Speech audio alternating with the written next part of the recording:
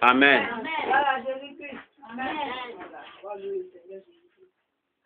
Ézéchiel. Viens. Faut partir fermer la porte là. Ézéchiel, viens. Viens. Faut le laisser. Viens, venez, il est parti ranger ça.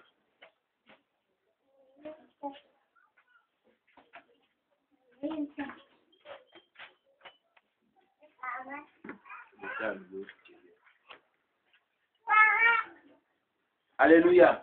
On va louer le Seigneur. Il faut laisser tranquille, tu cherches toi-même. Tu vas te blesser maintenant. Oh. Avant de partir, j'ai dit ceci. Avant de partir, Jésus dit ceci. Avant de partir, je ne vous laisserai jamais orphelin. Je ne vous laisserai jamais orphelin. L'Esprit Saint viendra changer votre vie. Je ne vous laisserai jamais orphelin. Je ne vous laisserai jamais orphelin. L'Esprit Saint viendra changer votre vie. Avant de partir, Jésus dit ceci. Avant de partir, avant de partir, Jésus dit ceci. Avant de partir, je ne vous laisserai jamais orphelin. Je ne vous laisserai jamais orphelin.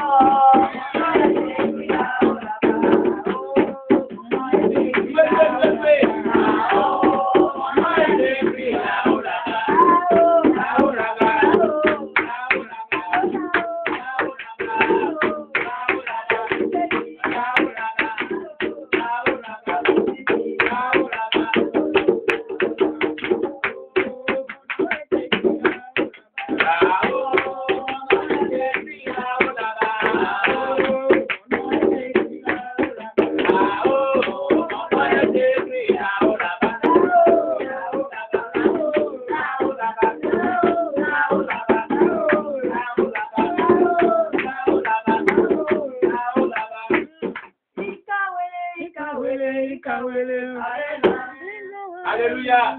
On acclame le Seigneur Jésus. Amen. On s'assoit. On va adorer le Seigneur Jésus. On va donner une partie d'adoration encore.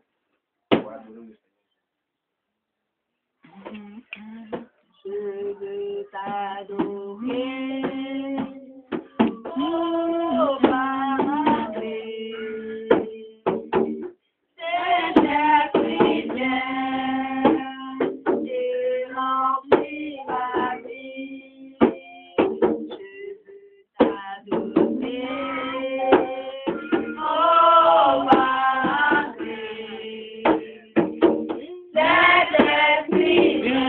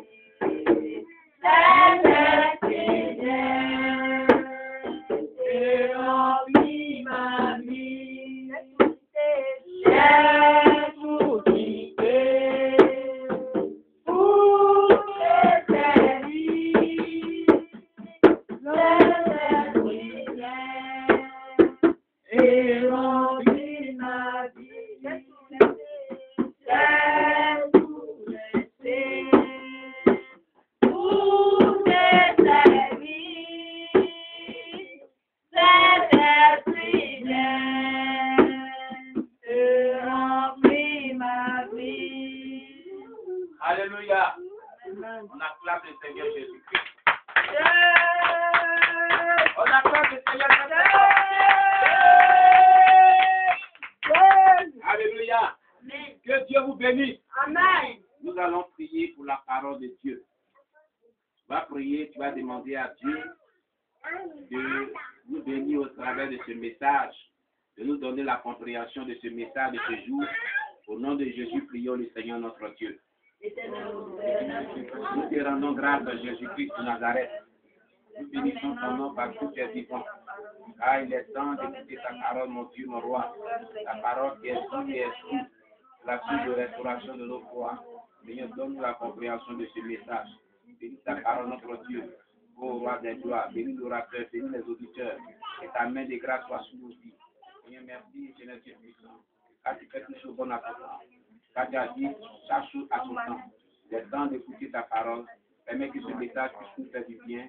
Et Seigneur Dieu, roi des gloires, permets que nous puissions le mettre en application. Pour que, Seigneur Dieu, nous en tirons le profit nécessaire. Au nom de Jésus, que je couvre ce moment par ton sang. Et que le Seigneur Dieu, ta parole soit, Seigneur Dieu, pour nous une grande bénédiction ce matin. Au nom de Jésus-Christ. Amen. Alléluia. Amen. Nous ouvrons nos vies dans le livre de Job, chapitre 7. Job, chapitre 7.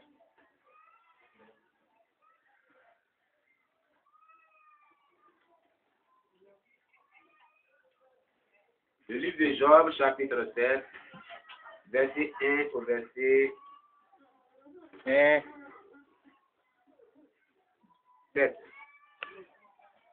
Job, chapitre 7, verset 1 à 7. Amen. Tant que tout le monde soit à la page pour lire ce passage.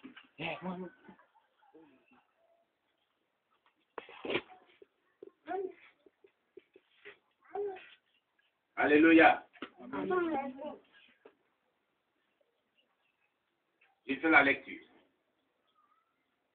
Bildad de Chouac prit la parole et dit: Jusqu'à quand veux-tu discourir de la sorte? Et les paroles de ta bouche seront-elles un vent impétueux? Dieu renverserait-il le droit? Le Tout-Puissant renverserait-il la justice? Si tes fils ont péché contre lui, il les a livrés à leur péché. Mais toi, si tu as recours à Dieu, si tu implores le Tout-Puissant, si tu es juste et droit, certainement alors il veillera sur toi et rendra le bonheur à ton innocente demeure. Ton ancienne prospérité semblera peu de choses. Ce qui t'est réservé sera bien plus grande. Alléluia. Véritablement, c'est le verset 6, verset 5, 6 et 7 qui nous intéresse dans ce texte biblique. Et je vais lire les trois versets. Verset 5, 6 et 7 nous dit: mais toi, si tu as recours à Dieu, si tu implores le Tout-Puissant, si tu es juste et droit, certainement alors il veillera sur toi et rendra le bonheur à ton innocente demeure. Ton ancienne prospérité semblera peu de choses. Celle qui t'est réservée sera bien plus grande. Alléluia. Voilà Jésus-Christ. Il y a quoi, vous ne voyez pas le passage?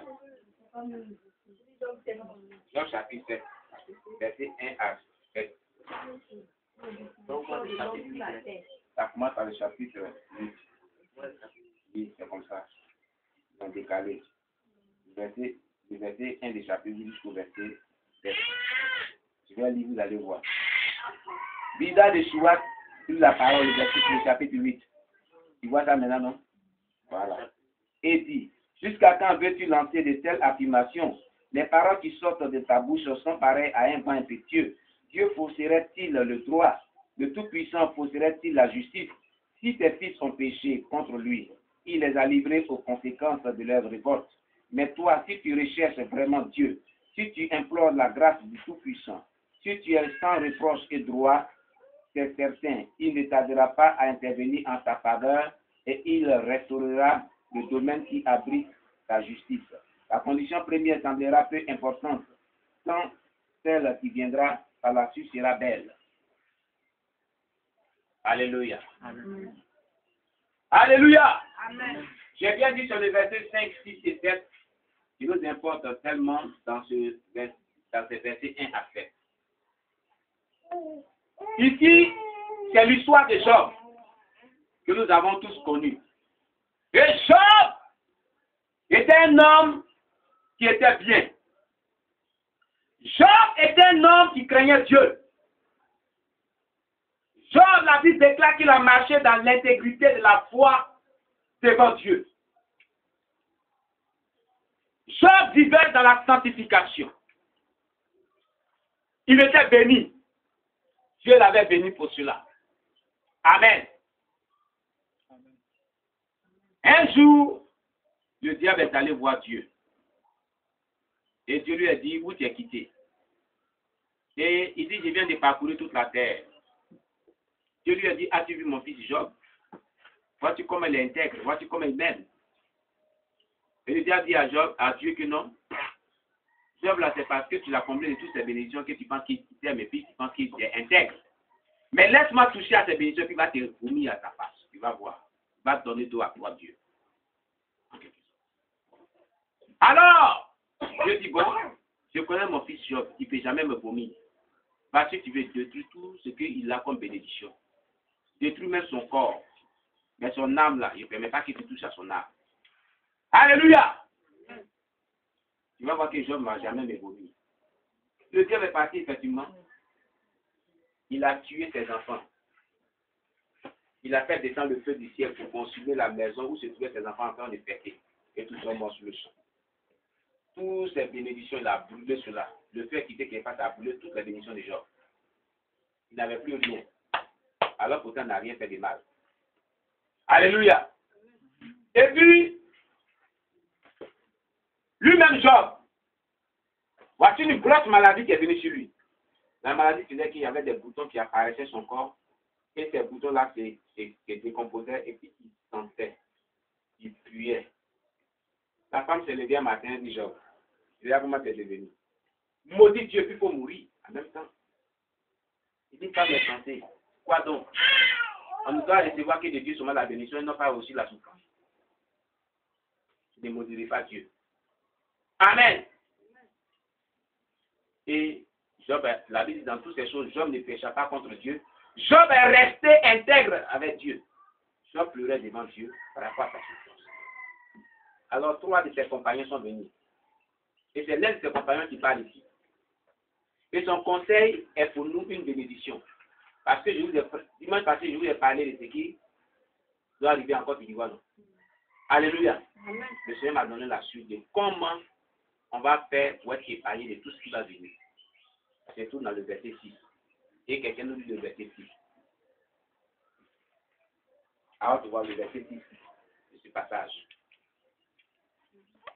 Si tu es sans reproche et droit, c'est certain qu'il ne t'adonnera pas à intervenir en ta faveur. Et il restaurera le domaine qui abritera. Amen. Le verset 6 à 7 nous dit, si tu es juste et droit, là-bas il dit si tu es sans reproche. N'est-ce pas? Certainement, alors, il veillera sur toi et rendra le bonheur à ton innocente demeure. On va se fêter là, il est fort dans tout ça. Voilà la solution à tout problème d'un être humain. Si tu es juste et droit, là-bas il dit si tu es sans reproche. C'est pas ça? C'est-à-dire que tu vis une vie de sanctification. Si tu es agréable à Dieu en quelque sorte. Si tu es repenti de tes péchés, si tu marches selon la parole de Dieu, si tu vis selon l'obéissance de cet esprit, la Bible dit certainement, ce qui est certain, c'est-à-dire c'est vrai, ce que Dieu va faire, ce qu'on ne peut pas vraiment contester, ce que Dieu ne doit pas vraiment faillir à faire dans ta vie. Amen. Il veillera sur toi, il te protégera. Personne ne te tuera, personne ne te violera, personne ne te volera. Aucune balle perdue ne t'atteindra. Rien de mal ne t'atteindra. Ni n'atteindra ta maison, ni n'atteindra tes enfants, ni n'atteindra tes parents. Si chaque personne est droit et juste devant Dieu. Et la Bible dit, il rendra le bonheur à ton innocente demeure. C'est-à-dire ta maison est innocente. Il va te rendre. Ça veut dire que ta maison, on avait volé la bénédiction dans ta maison. Il va te restituer cette bénédiction. Alléluia. Voilà le secret de la protection de Dieu et de la bénédiction de Dieu. Les sorciers, s'ils veulent, n'ont qu'à te voler la bénédiction. Parce que tu ne connaissais pas Dieu. Mais si tu connais Dieu maintenant, la Bible dit, si tu es juste et droit, certainement alors il veillera sur toi et rendra le bonheur à ton innocente demeure. C'est-à-dire que le bonheur a été volé par les démons. Le bonheur que tu avais là a été dérobé par les satanistes.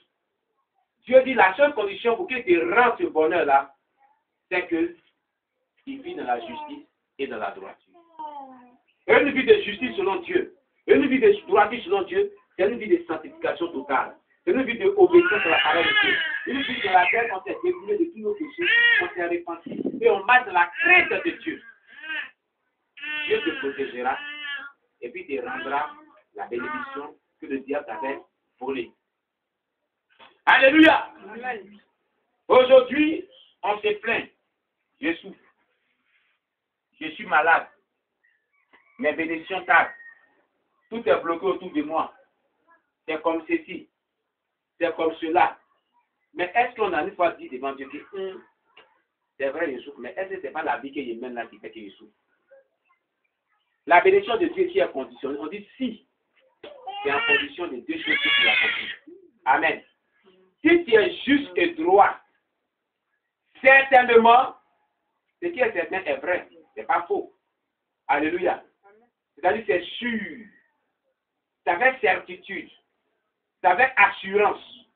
C'est avec vraiment foi. C'est-à-dire on ne peut pas vraiment, ça ne peut pas manquer. C'est sûr et certain que tu seras protégé par Dieu. Il veillera sur toi, c'est avec lui. Et puis il va rendre le bonheur à ton innocente demeure. Et ta maison sera bénie. Ta maison sera un lieu de bonheur, à condition que tu es juste et droit. C'est-à-dire, nous ne sommes pas justes devant Dieu, nous ne sommes pas droits devant Dieu. C'est pour ça que nous souffrons. C'est pour ça que nous sommes attaqués. C'est pour ça que nous sommes malades. C'est pour ça que des choses ne vont pas dans nos vies. Qu'est-ce que ça veut dire? Bien-aimé, reviens à Dieu. Sois juste et droit devant lui. Ta bénédiction, la santé même, c'est la bénédiction. C'est la plus grande bénédiction. Alors, si tu es en bonne santé, tu peux vaquer à tes situations, tu peux bien dormir, tu es à l'aise. Tu as la paix du cœur. Mais si tu n'es pas en bonne santé, ton cœur là n'est pas à l'aise. Tu as peur. D'un moment à l'autre, tu te dis que tu peux mourir. Alléluia. Tu n'as pas la tranquillité de ton cœur. Alléluia. Marche dans la justice et la droiture. Dieu va te rendre la santé que tu as perdue. Il va te redonner la santé parce que tu n'es pas né malade. Alléluia. Amen. Alléluia. Amen. Est-ce que quelqu'un m'écoute ce matin? Amen. Est-ce que quelqu'un m'écoute ce matin? Amen. Ça veut dire qu'il va te rendre le bonheur que tu as perdu. La santé, c'est le bonheur. Si on est malade, on a perdu la santé, on a perdu un bonheur. Et si on a les blocages financiers, on a perdu le bonheur de la bénédiction financière. Si on est pourchassé par les démons, on a perdu la protection de Dieu. Alléluia. C'est un bonheur. Tout ce qui est grâce de Dieu, la délivrance, la bénédiction financière, matérielle, le mariage, la prospérité, l'emploi, vraiment le déblocage, la stérilité, l'enfantement, comment que dirais-je encore, le bac, que dirais-je encore, le BPC, toutes ces choses sont le bonheur. Alléluia. Mais si vraiment nous n'avons pas ces choses, c'est que nous avons perdu ce bonheur-là. À cause de quoi? À cause de ce que nous ne vivons pas dans la justice et dans la droiture. Bien-aimé, il faut que tu reviennes vers Dieu spécialement. Tu souffres dans ton corps. Tu souffres véritablement dans ta vie. Est-ce que tu n'es pas fatigué de souffrir? Tu penses que tu es heureux, mais tu n'es pas heureuse. Tu penses que tu es heureux, mais tu n'es pas heureux. Quand tu es tout seul et que ta conscience te gronde, tu souffres en toi-même. Et jusqu'à quand cette souffrance va prendre? Jusqu'à quand je vais être guéri? Jusqu'à quand je vais me marier? Jusqu'à quand ma situation va devenir normale? Jusqu'à quand je vais être délivré? Jusqu'à quand ma situation va changer? Jusqu'à quand je vais sortir de la souffrance? Mais la condition que Dieu te pose ici, c'est la justice et la droiture. Amen. Amen. Amen. Amen. Dieu dit, si tu es juste à tes yeux, si tu es droit à tes yeux, certainement, il veillera sur toi. Aucun sorcier ne va t'atteindre. La mort ne peut pas te toucher. La maladie ne peut pas te toucher.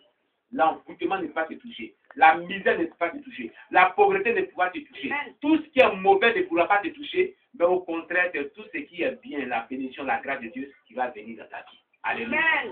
La santé, tu vas venir dans ta vie. La protection de Dieu, tu vas venir dans ta vie. Tu auras la victoire sur tes ennemis. Alléluia. Ta vie va aller de succès en succès, de prospérité en prospérité. Le bonheur sera rendu à ta demeure. Alléluia. On dit ta demeure sera innocente. Donc, celui qui est innocent, on ne le condamne pas. Celui qui est innocent, on ne crée pas des problèmes. Celui qui est innocent, il vit dans la paix. Alléluia. Amen. Oui. Tout à l'heure, on a dit dans le témoignage. Regardez. On garde la page. On va prendre Apocalypse, chapitre 12, le dernier livre de la Bible.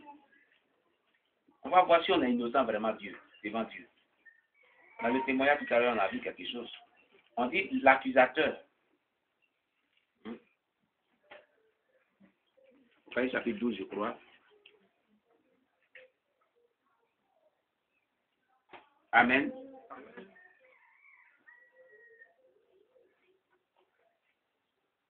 Apocalypse chapitre 12, verset 7 à 12, j'ai fait la lecture. Non, verset 10 même. Et j'ai entendu dans le ciel une voix forte qui disait, maintenant le salut est arrivé, et la puissance et le règne de notre Dieu, et l'autorité de son Christ. Car il est précipité, l'accusateur de nos frères, celui qui les accusait devant notre Dieu jour et nuit. L'accusateur de nos frères, il a été précipité, il a été jeté sur la terre. Amen. Amen. Alléluia. Amen. Donc si tu es innocent, ta demeure est innocente, personne ne peut t'accuser. Le diable ne peut pas t'accuser devant Dieu. De quoi que ce soit.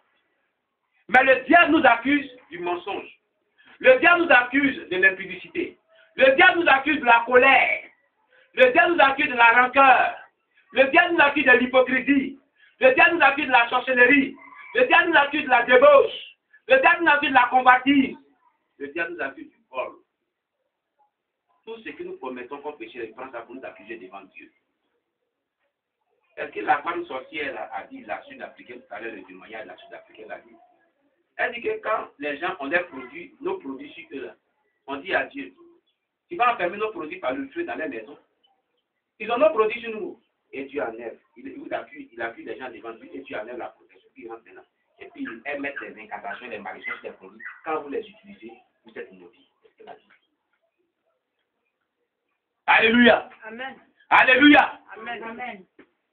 Bien-aimé, si tu es juste et droit aux yeux de Dieu, certainement il veillera sur toi et il rendra le bonheur à ton innocente demeure, selon Job chapitre 7, verset 6 à 7. Alléluia. Si tu es juste et droit. La justice, selon Dieu, c'est quoi? La Bible nous dit dans le livre de Romains que nous sommes justifiés de par notre foi en Jésus-Christ. Quelqu'un dirait que mais j'ai la foi en Jésus-Christ. Donc pourquoi je ne suis pas juste? Non. La Bible dit que la foi sans les œuvres, elle est morte. Que la foi seule ne sauve pas. Dans le livre de Jacques. Je vais lire Jacques, vous allez voir. Jacques. Dans le livre de Jacques. Jacques, chapitre 2, verset 14 nous dit, mes frères, que sert-il à quelqu'un de dire qu'il a la foi s'il n'a pas les œuvres? La foi peut-elle le sauver? Non, la foi seule ne peut pas te sauver. Si un frère a dit qu'il a la foi, qu'il n'a pas les œuvres que produit la foi, cette foi-là ne peut pas le sauver. Tu as foi en qui? En Jésus-Christ. Jésus-Christ, ses œuvres étaient d'abord commentées par les œuvres de la sainteté. C'est pour ça que Jésus, son premier message qu'il a prêché la vie. Repentez-vous car le royaume des cieux est proche. Le premier message de Jésus, c'est la repentance. Amen. Alléluia. Amen. Repentez-vous car le royaume des cieux est proche. Donc la foi sans les œuvres de la repentance, sans les œuvres de la sanctification, sans les œuvres de l'obéissance à la parole de Dieu, n'est pas une foi qui est en Jésus, mais une foi à un autre Dieu. Je suis désolé. Tu dis que tu crois en Jésus, mais il n'y a pas des œuvres de ta foi. Ce n'est pas en Jésus que tu crois. Jésus est saint. Jésus n'est pas souillé. Jésus n'aime pas le péché. Et tu dis que tu crois en lui, pendant que tu crois en lui, tu vis dans le péché. Tu vis dans la sorcellerie, tu vis dans le mensonge, tu vis dans la débauche, dans l'adultère, dans les calomnies, dans les critiques, dans les convoitises, dans la colère, dans la palade, dans les discussions, dans la nervosité. Ce n'est pas en Jésus-Christ que tu es. Je suis désolé. Alléluia. Amen. Car la Bible dit, celui qui est juste, il est justifié par les yeux de sa foi. Amen. Donc la justice, selon Dieu veut dire une vie totale soumise à Dieu. La droiture, c'est quoi? Ce n'est pas faire l'injustice. Quelque chose ne t'appartient pas, c'est l'injustice. Alléluia. Il témoigne en faux envers quelqu'un pour le soutenir. C'est l'injustice.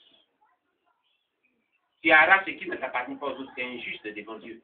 Le fait de ne pas payer ses dîmes, c'est injuste devant Dieu. Parce que tu empêches le pasteur de bien vivre. Quand tu n'es pas fidèle dans tes dîmes, dans tes offrandes, c'est injuste devant Dieu. J'étais devant une servante de Dieu, une prophétesse, hier, au nouveau quartier. Et puis elle me demandait même, elle dit, vraiment, pasteur, qu'est-ce qu'on appelle papa spirituel ou même maman spirituelle, mais ça veut dire quoi? Vous m'expliquez. Parce que je ne comprends pas. Je lui ai dit, quelqu'un qui est ton père spirituel, mais ta mère spirituelle, c'est quelqu'un qui est allé jusqu'à te gagner à Jésus quand tu étais païen et t'a envoyé dans le Seigneur.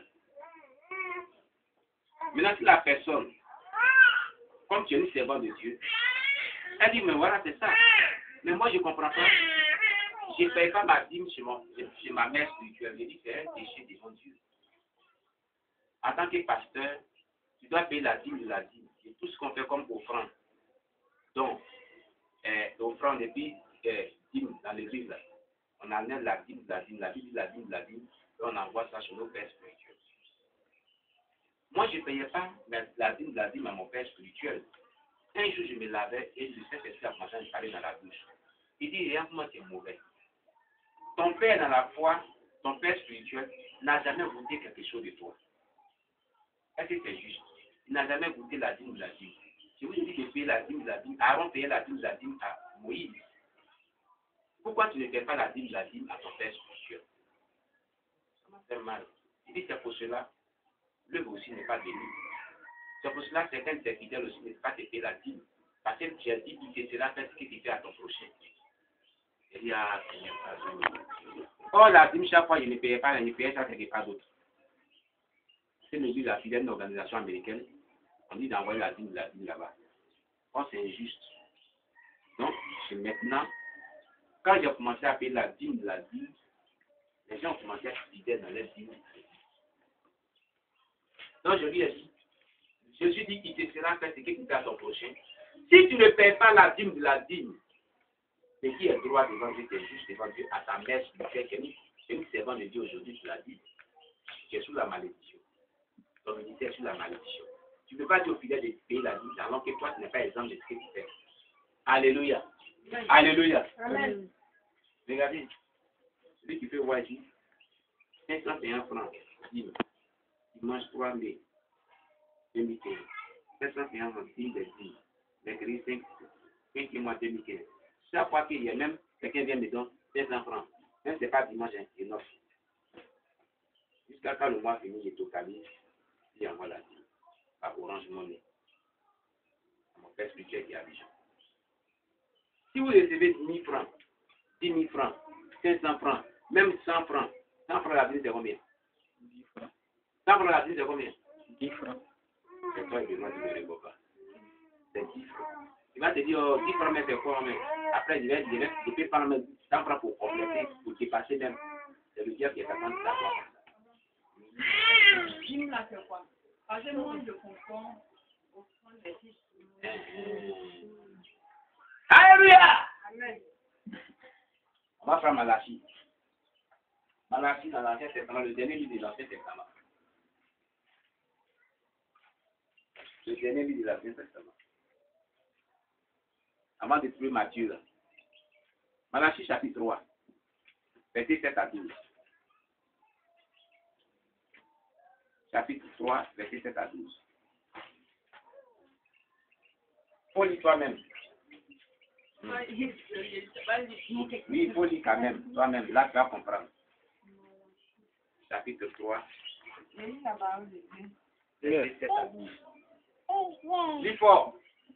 Depuis le temps de vos pères, vous vous êtes écartés de mes ordonnances. Vous ne les avez point observées. Revenez à moi, et je reviendrai à vous, dit l'Éternel des armées. Et vous dites, en quoi devons-nous revenir? Un homme trompe-t-il Dieu? Car vous me trompez. Et vous dites, en quoi t'avons-nous trompé? Dans les dîmes, dans les offrandes.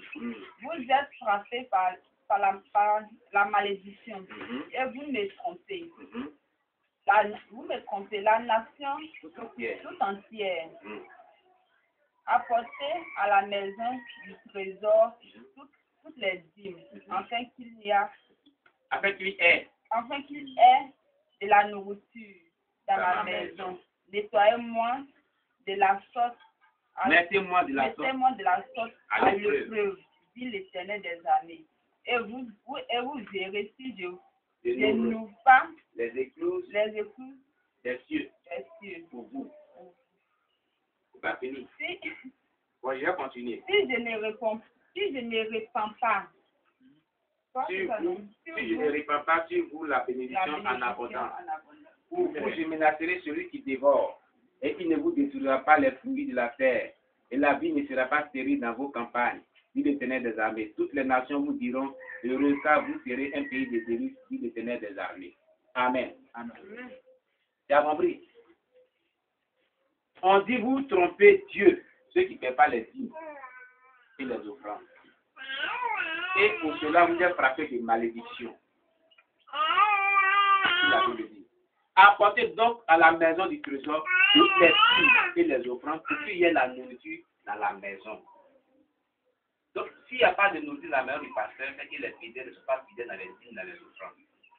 Alléluia. Et ils sont frappés par la malédiction. Alléluia. Vous comprenez cela? Maintenant, tu veux savoir la différence entre la dîme et l'offrande. Je vais t'expliquer. La dîme, c'est la 10e partie de ton revenu. Tu comprends bien? Tu as fait division, non? La 10e partie, ça veut dire quoi? Quand on prend 100 divisé par 10, on trouve quoi? 10. Donc, 100 francs divisé par 10, ça fait 10 francs. Alléluia.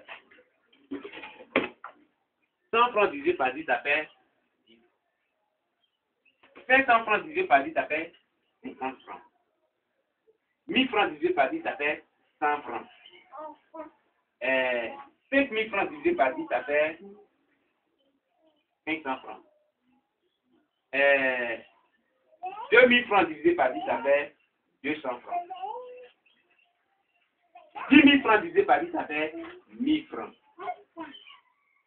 20 000 francs divisé par 10, ça fait 2000 francs. C'est-à-dire que si tu as 20 000 francs comme revenu, la dîme là c'est 2 000 francs.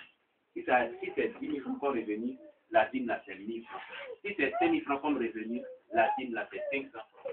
Si c'est 500 francs comme revenu, la dîme c'est 50 francs. Si c'est 1000 francs comme revenu, la dîme c'est 10, des choses, c'est 100 francs. Voilà la dîme. Est-ce que tu gagnes dans la semaine ou bien quand ça tombe dans ta main, tu enlèves la main sans la dîme? Ou bien c'est tout ce que tu gagnes dans la semaine? Voilà, merci beaucoup. Tu sais, je vais te dire une chose. Le diable est rusé. Il est rusé. Tu peux payer ta dîme selon ta foi. Écoutez-moi très bien. On m'a posé plusieurs fois cette question. Ça dit que quoi? Il y a des gens qui attendent, chaque fois comme je l'ai dit là, si aujourd'hui, il y a eu une dîme de Nox, hein? S'il y a eu chose, comment dirais-je, 1000 francs, et même la date, il y en a 100 francs, il y a 900 francs. 100 francs, je mets à quelque part, il ne touche pas. Il évoque la date. Si c'est demain, quelqu'un m'envoie même, dans 3 jours, quelqu'un m'envoie 10 000 francs. La dîme, c'est 1000 francs. Il y en a 1000 francs. Je mets ça, il y a juste ça sur les 100 francs où il y avait déposé dans ma maison. Je ne touche pas, ça fait 1100 francs. N'est-ce pas? Si après quelques jours, avant que le mois finisse, hein, et puis dimanche vient, mais il n'envoie pas à l'église, hein, jusqu'à quand le mois finit, et tout ça, ça fait au moins 2000 francs, ou même 5000 francs. Tu vois, non? Je prends cette dîme là et mets dans l'enveloppe, j'envoie à l'église. Si ma foi peut nous permettre de ne pas toucher ça. Maintenant, au cas contraire, il y a les gens, quand ils gardent là, le diable envoie un problème, il n'a plus d'argent, il prend ça et puis il règle. Nous, après, il a remboursé. Ça t'appartient pas.